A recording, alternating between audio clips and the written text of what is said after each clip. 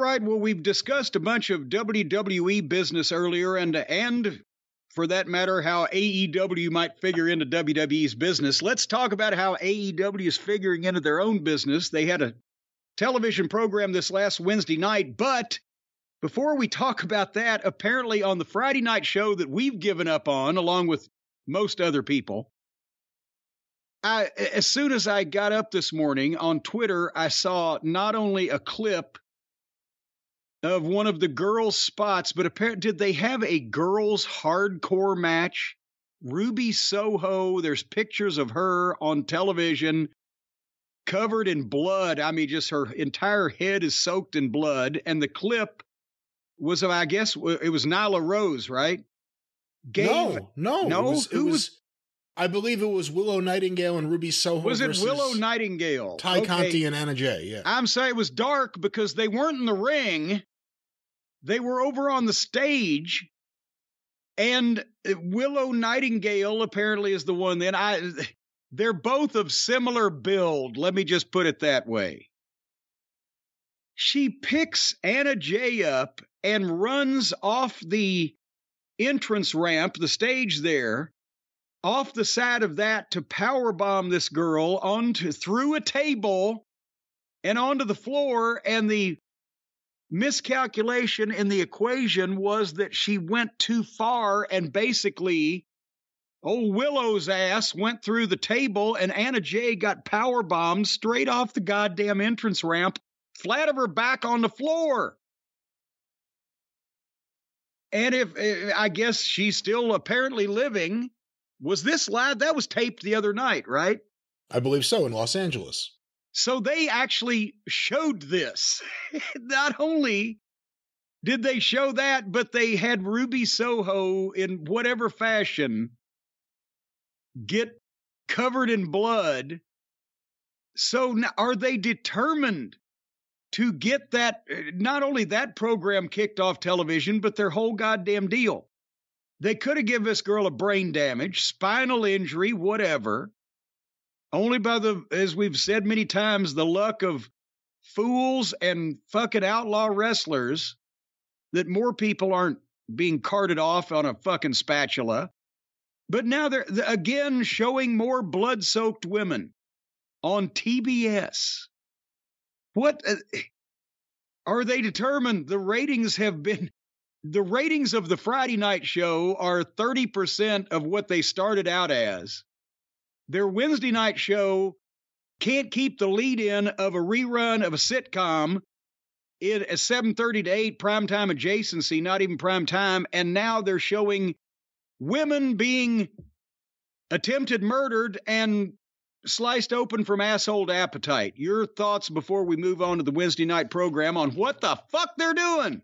Well, to be fair, it was the lead-in to Carrie, so I thought it was a good move. I fell asleep in the middle of Rampage. You told me I should watch SmackDown because we're going to talk about it, and that got me really tired. Yeah. And then I started watching. There was a match I thought we might find some redeeming value in, but go ahead. And then I started Rampage, and I said, let me see what all the buzz about Rampage is all about.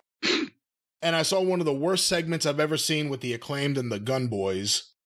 And then I fell asleep. And apparently I missed this match, which was on TV. I don't know if it was No Holds Barred or what. I saw an image of Ruby Soho before I saw the Anna Jay bump, and I didn't realize it was her.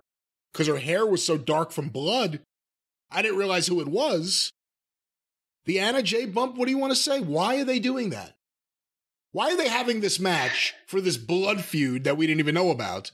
Let alone, why is this young woman, relatively new to wrestling, still learning while on live TV in the ring?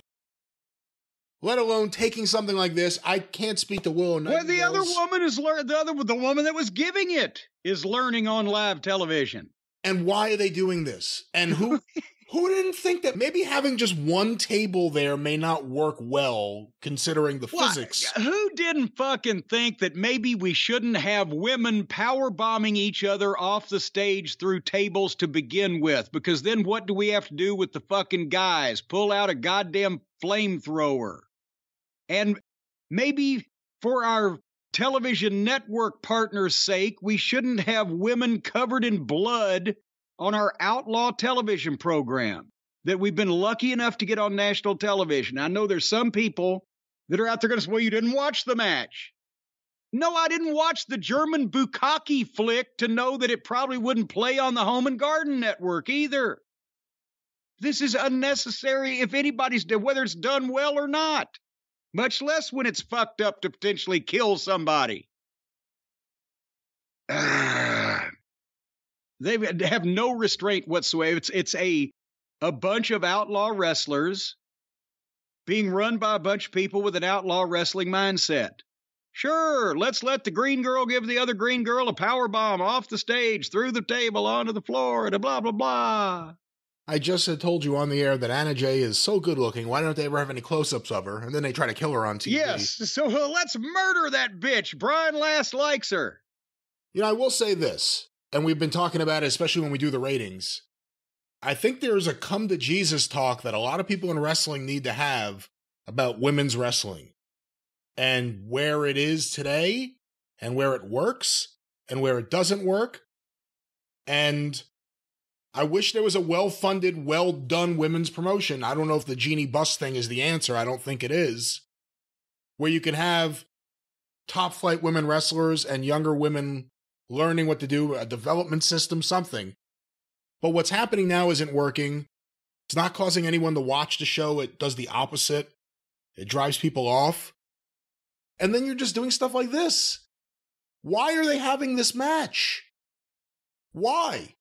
And I mean, they put it at the end of the show on Friday. I mean, people like me couldn't even stay awake for it. But still, it's just, there's a real talk that people need to have, or a real conversation people need to listen to about the realities of where we are. And I'd like to see if a wrestling show without a women's wrestling segment did okay, because that's the way it was throughout my childhood. But there's no question a wrestling show without a women's segment would do the same numbers that the wrestling shows are doing now. No better. And except in the case of if you're missing a Becky Lynch or a Charlotte Flair now with the renewed push, or maybe one or two others, it wouldn't be any worse. It would be what it would be because it's a wrestling show. And they lost Twinkle Toes and their rating didn't change. They lost Punk and their rating changed, but you know, he's probably the only one.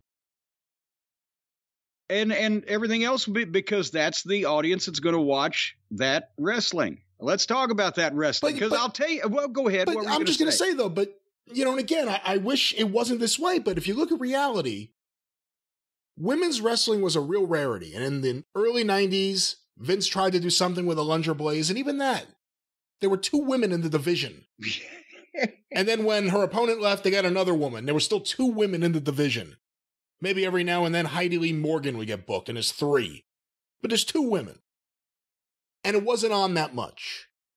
And obviously it wasn't doing anything that Vince thought was important, although you could argue about how Vince promoted it and used it or whatever. Yeah, and of course he had a great equal amount of success with the light heavyweight title, but go ahead. WCW, by and large, had no women's wrestling ever after the Turner buyout, leaving out your feud with Misty Blue. They really didn't have anyone after that point. No, that was still Crockett. Yeah, I'm saying leaving that out because it's after the Turner buyout.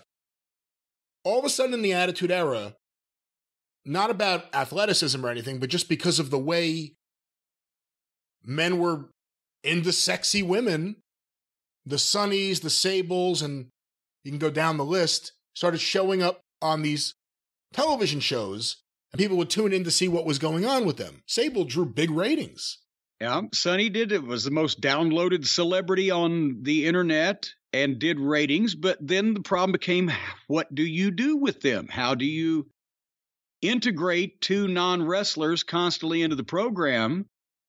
And you can't have them in the corners of people because they overshadow those people they're in the corners of. And that's when they had the bright idea, well, let's let them wrestle. And then they were going more for the bra and panty fight, diva, stripper pole whatever, Laurinaitis' lingerie catalog hires. And it was bleh from a wrestling standpoint, but, they were selling all of, Stacy Keibler's legs and the rest of their tits and asses. And then they became PG and they might could sell legs, but they couldn't sell tits and ass anymore. And then we started seeing some really talented, not that they weren't before. I mean, Trish Stratus was great, but then we started seeing a whole different crop of women come in.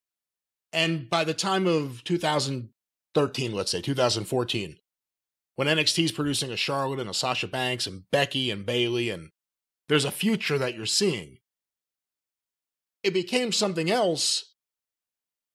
But the idea that the audience, again, it's morphed in several different ways. I don't know if the audience is actually there for it, is my point.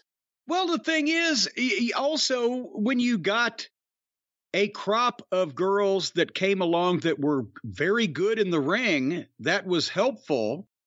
But then it became a standard thing, whereas before you didn't have any women's matches. Well, now that we've had some good women and some good women's matches, now we're going to have that number or more on the program. Up to 50% of the talent time is women. Even if we don't have all those good women, we've just got the women that we can find, and also it's not new anymore. And then you get, and we'll talk about it on SmackDown, but just the whole Liv Morgan, it's ridiculous.